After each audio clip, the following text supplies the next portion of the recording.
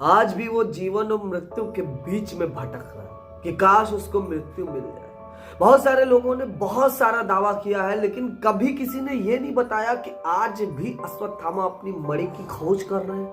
आज भी अश्वत्थामा जगह जगह भटकते रहते हैं कि काश वो मणि मिल जाए, जिससे कि उनकी जिंदगी फिर से लौट आए, थोड़ी अच्छी जिंदगी हो जाए इस बदतर जिंदगी के बाद। कभी किसी ने ये नहीं बताया कि अश्वत्थामा आज भी टकले हैं, उनके बाल नहीं है। लोग ये नहीं बताते हैं क्योंकि बिना पढ़े लिखे लोग ऐसे ही बोल देते हैं। मैं दावा करके ये बता रहा हूं कि अश्वत्थामा के बाल नहीं है। अगर आप पुराण पढ़ोगे, गीता पढ़ोगे, तो उसमें अश्वत्थामा का जहां भी जिक्र हुआ होगा वहां पे ये बताया जरूर गया होगा कि अर्जुन ने वो मणि निकालने के लिए सबसे पहले तलवार से उनकी बाल काट दिया था। लेकिन लोग बहुत सारे दावा कर देते हैं, लेकिन अश्वत्थामा के बारे में ये नहीं बताते कि उनका बाल नहीं है, वो कितने लंबे चौड़े दिखते हैं, कितने हट्टे कट्टे दिखते हैं। क्या असली में अश्वत्थामा आज भी जीवित है या फिर नहीं है?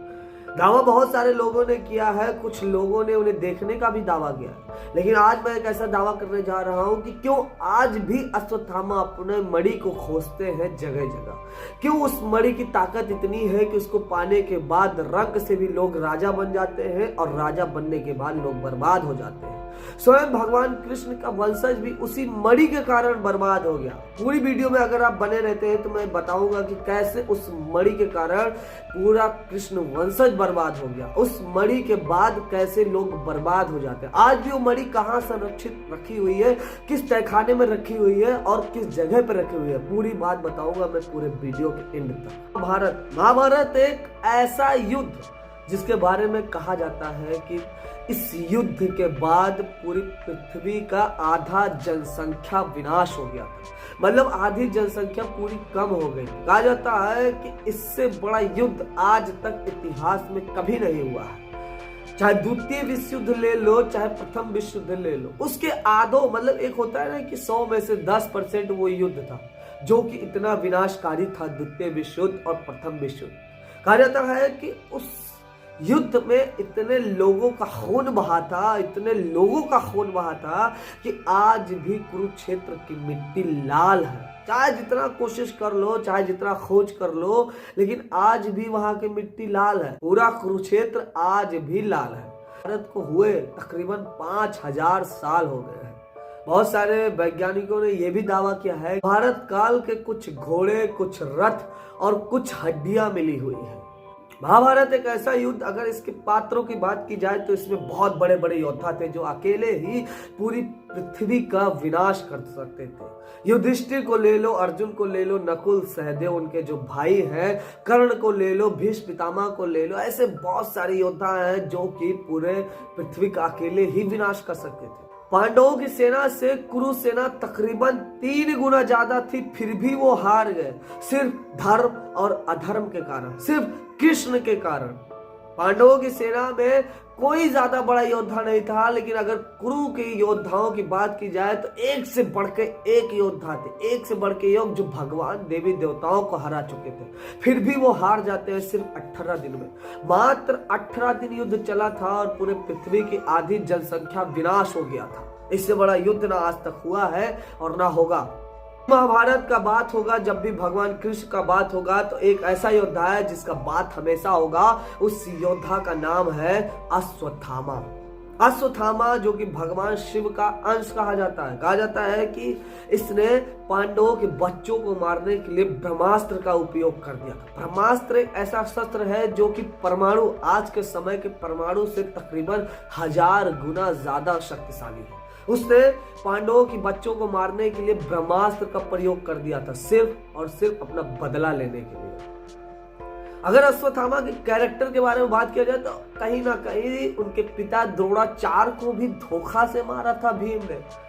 जब महाभारत का युद्ध चल रहा था तो भीम ने बहुत जोर से चिल्लाया कि अश्वत्थामा मारा गया। बीच युद्ध में चिल्लाने लगते हैं कि अश्वत्थामा मारा गया, अश्वत्थामा मारा गया, और तो बहुत ज्यादा दुखी हो जाते हैं और अपने शस्त्र त्याग देते हैं कि जब मेरा बेटा ही नहीं रहा तो मैं क्या करूंगा जीवित होके। और जैसे ही वो अपने शस्त्र त्याग देते हैं, भीम उनका गर्दन उड़ा देते हैं। इससे बहुत ज्यादा क्रोध हो जाता है अश्वत्थामा को। अश्वत्थामा कहते हैं कि अगर ये धर्म का युद्ध है तो तुम लोगों ने धोखा क्यों किया। इसी वजह से कहा जाता है कि अभिमन्यु को इन्होंने अधर्म के रास्ते चुन के 8-10 लोग मिल के मारे थे। बात करने वाले हैं अश्वत्थामा की वो मणि अगर उसके माथे पे होती तो आज भी उसको कोई मार नहीं सकता था, कोई हरा नहीं सकता था, चाहे देवी हो, देवता हो या फिर दानव हो। बहुत शक्ति थी उस मणि में। आज भी वो मणि इस धरती पे मौजूद है, लेकिन सबसे बड़ा सवाल ये है कि वो मणि कहाँ है, वो मणि किसके पास है, अगर है तो किस जगह पे है। मणि के बारे में बात कर लेते हैं। तो भैया उस मणि की खोज करने से पहले उस मणि के बारे में बात कर लेते हैं कि अश्वत्थामा से लेने के बाद वो मणि किसके किसके हाथ में गई और कहाँ कहाँ गई। कहा जाता है कि वो मणि इतनी शक्तिशाली थी कि वो जिसके पास जाती थी उसे रंक से राजा बना देती थी। लेकिन उस मणि के बारे में एक और कहावत है। सबसे बड़ी कहावत यह है कि रंक से तो राजा बना देती थी, लेकिन वो मणि हर किसी को बर्बाद भी कर देती थी। चलिए उस मणि की हिस्ट्री के बारे में बात करते हैं। कहा जाता है कि एक बार त्र्यंबक नामक राजा के पास चली जाती है। राजा साहब क्या होता है ना कि वो मणि अपने मुकुट में लगा के एक बार जाते हैं शिकार खेलने के लिए जाते हैं, लेकिन कुछ दिनों बाद राजा वापस नहीं लौटते हैं। तभी लोगों को पता चलता है कि राजा और वो मणि दोनों गायब। हर किसी को यकीन हो जाता है कि शायद राजा की मृत्यु हो गई या फिर राजा से वो मणि छीनने के लिए उनको मार दिया गया। सबसे बड़ा संदेह जाता है लोगों का कृष्ण के ऊपर, भगवान कृष्ण के ऊपर लोगों का संदेह जाता है कि भगवान कृष्ण ने उस मणि के लिए उस राजा को मार दिया। जब भगवान कृष्ण को यह बात पता चलती है तो वो अपना लाछन मिटाने के लिए उस राजा को ढूंढने के लिए वन में जाते हैं। और जब वन में जाते हैं तो उनको पता चलता है कि उस राजा की मृत्यु एक शेर के हाथों हो जाती है। शेर उसको मार देता है, लेकिन आगे जब थोड़ा सा खोज करते हुए वो लोग जाते हैं ना तो उनको पता चलता है कि उस शेर को भी किसी मारीच ने मार दिया होता है। अब कृष्ण उसी मारीच का पीछा करते हुए, उसके पद चिन्हों का पीछा करते करते उसके गुफा के पास पहुंच जाते हैं। जब गुफा के पास पहुंचते हैं तो देखते हैं कि वो मणि जो राजा के पास थी, वो मणि एक छोटी सी बच्ची लेके खेल रही होती है। जैसे कृष्ण देखते हैं तो उनका शक बिल्कुल यकीन में बदल जाता है कि ये वही मणि है जो कि वो राजा त्र्यंबक लेके घूम रहा था। कृष्ण वो मणि पाने के लिए उस बच्ची से कहते हैं, लेकिन तभी उनके सामने जामवंत जी आ जाते हैं युद्ध लड़ने के लिए। उस समय की बात है जब जामवंत जी को नहीं पता था कि भगवान कृष्ण विष्णु के अवतार है, भगवान कृष्ण राम के अवतार है। जामवंत जी के बारे में बात करता हूँ। जामवंत जी भगवान राम के समय में थे। कहा जाता है कि जामवंत जी भी अमर थे। कहा जाता है कि भगवान राम के समय में जामवंत जी जीवित थे, उनके साथ युद्ध करने के लिए लंका गए थे। वही जामवंत जी आज उस गुफा में मिलते हैं भगवान कृष्ण को। जामवंत जी को यह नहीं पता था कि भगवान कृष्ण विष्णु के अवतार है, राम के अवतार है। वो युद्ध लड़ने के लिए तैयार हो जाते हैं और युद्ध चलते चलते हफ्ता भर बीत जाता है, मतलब 7 दिन लगातार युद्ध चलता है। तो लोगों को ये यकीन हो जाता है कि भगवान कृष्ण की मृत्यु हो गई उस गुफा में। लोग मायूस होके अपने घर पे चले जाते हैं। लेकिन क्या होता है कि 7 दिन बीतते बीतते 1 महीना 1 दिन बीत जाता है और भगवान कृष्ण को जामवंत हरा नहीं पाते हैं। जामवंत जी को ये कहीं ना कहीं यकीन हो जाता है कि ये वही अवतार है जिसके बारे में भगवान राम ने मुझसे कहा था कि मैं तुमको त्रेता युग में मिलूंगा। जामवंत जी को यकीन हो जाता है, वो युद्ध छोड़ के उनके पैरों में गिर पड़ते, बोलते हैं भगवान अगर आप राम के अवतार है तो आपने मुझे पहले क्यों नहीं बताया। कृष्ण बोलते हैं कि मैं किसी को बताता नहीं कि मैं किसका अवतार हूँ, तुमको खुद ही पता चल गया होता। जामवंत उनके पैरों में गिर जाते हैं, रोने लगते हैं, गिड़गिड़ाने लगते हैं। और इसके बदले में यह होता है कि जामवंत अपनी बेटी का विवाह भगवान कृष्ण से कर देते हैं और वो मणि, जिस मणि के लिए युद्ध चल रहा था, वो मणि उनको दहेज में दे देते हैं भगवान कृष्ण को। भगवान कृष्ण उनकी बेटी से शादी करने के बाद उनका एक बेटा होता है जिसका नाम रखा जाता है सांबा। भगवान कृष्ण मणि लेके वहां से निकल आते हैं और लोगों को ये यकीन हो जाता है कि भगवान कृष्ण ने उस राजा की हत्या नहीं की। सब लोग उनसे माफी मांगने लगते हैं। तभी भगवान कृष्ण प्रसन्न होकर सबको आशीर्वाद दे देते हैं। मणि में इसलिए भगवान कृष्ण को बीच में लेके आया क्योंकि आप लोगों को जानना यह जरूरी था कि वो मणि जिसके हाथ में रहता है वो रंक से राजा जरूर बन जाता है, लेकिन आखिर में राजा से रंक भी बन जाता है, मतलब पूरी तरीके से बर्बाद हो जाता है। वो मणि भगवान कृष्ण के पास रहती है और कहा जाता है कि यादवों का नाश, उनके कुल का नाश उसी मणि के कारण हुआ था और उसी सांबा के कारण हुआ। भगवान कृष्ण और जामवंत की बेटी से जो लड़का हुआ था जिसका नाम सांबा था, उसी से यादव कुल का विनाश हो गया था। मेरे कहने का मतलब वो मणि जिसके हाथ में आई है वो बर्बाद हो गया। अब बात करने वाले हैं उस मणि के बारे में जो कि अश्वत्थामा के पास था। आप लोगों को ये पता नहीं होगा कि अश्वत्थामा जो कि ब्रह्मास्त्र चला देते हैं, अर्जुन, युधिष्ठिर और वो सारे पांडवों के बच्चों को मारने के लिए ब्रह्मास्त्र चला देते हैं। इससे क्रोधित होकर भगवान कृष्ण अर्जुन को बोलते हैं कि इसका मणि छीन लो, इसकी ताकत छीन लो, और उस अश्वत्थामा को ये श्राप दे देते हैं कि तुम कलयुग के अंत तक जीवित रहोगे और ये मणि तुम्हारे पास नहीं रहेगा। कभी आप लोगों ने ये सोचा है कि अश्वत्थामा जो कि उस मणि के कारण बहुत ज्यादा ताकतवर थे, उनको कोई देवी देवता दानव नहीं हरा सकता था, लेकिन उनका मणि जब उनसे छीन गया था तो उन्होंने उसे ढूंढने की क्या कोशिश नहीं की? अश्वत्थामा ने अपने मणि को ढूंढने की बहुत कोशिश की कि क्या फिर से वो मणि वो प्राप्त कर सकते हैं और उसके वजह से वो फिर से मृत्यु प्राप्त कर सकते हैं, क्योंकि उनको ये श्राप मिला था भगवान कृष्ण से कि कलयुग के अंत तक उनकी मृत्यु नहीं होगी। अश्वत्थामा की उम्र की बात की जाए तो तकरीबन आज तक उनकी उम्र 5000 साल हो गई होगी। अश्वत्थामा की मणि आज भी कहाँ है, लोग ढूंढते रहते हैं। अश्वत्थामा जी आज भी जीवित है।